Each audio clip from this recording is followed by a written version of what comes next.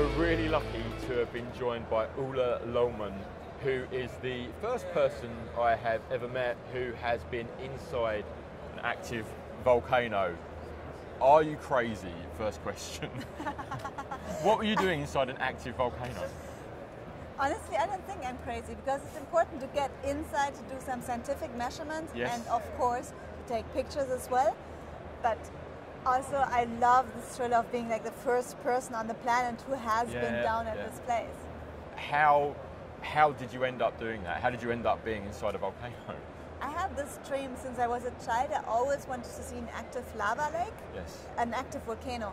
When I was 19, I managed to see an active volcano, but it wasn't enough just to be on top and looking down into the lava lake 600 meters below.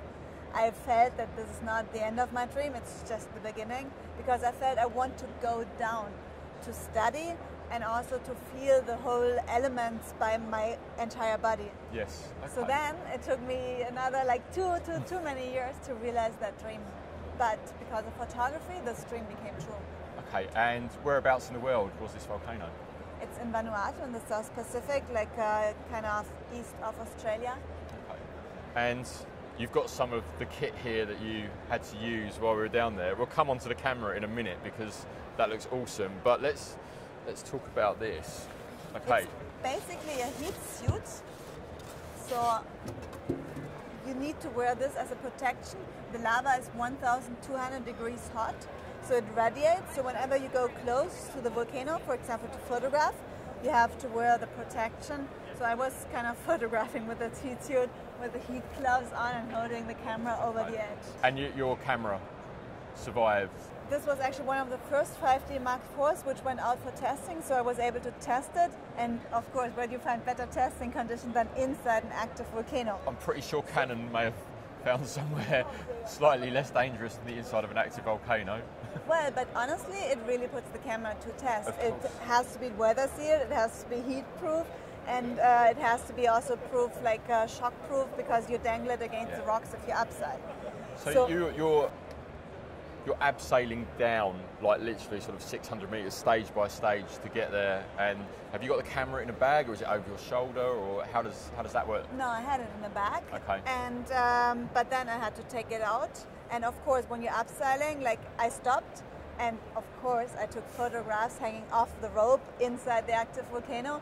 So I was dangling on the rope and taking photographs with the other hand, and like it got smashed a couple of times against the rocks, but it's fine. This lens has seen some action, hasn't it? It has been to several volcanoes around the world with me, and it still works perfectly fine.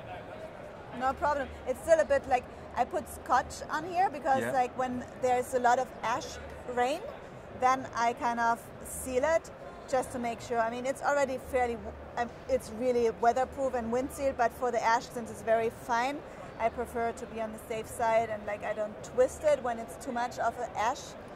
But it's fine. Have you not thought about going mirrorless? I know obviously you're doing documentary photography as well. Is there, have you ever thought about getting something a tiny bit more discreet than, a DSLR? I actually do work quite a bit with the M6.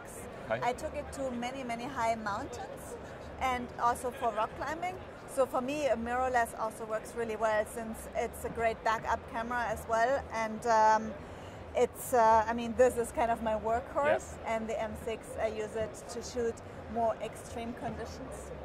Cool. Ulla, it's been amazing chatting to you, incredible stories. I love camera kit when it looks like this, when photographers are actually using it as tools and not, polishing it and keeping it on the shelves and worried about getting a new one.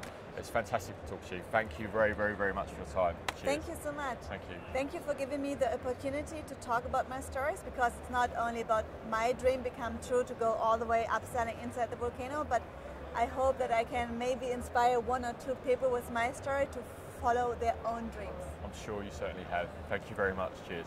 Thank you.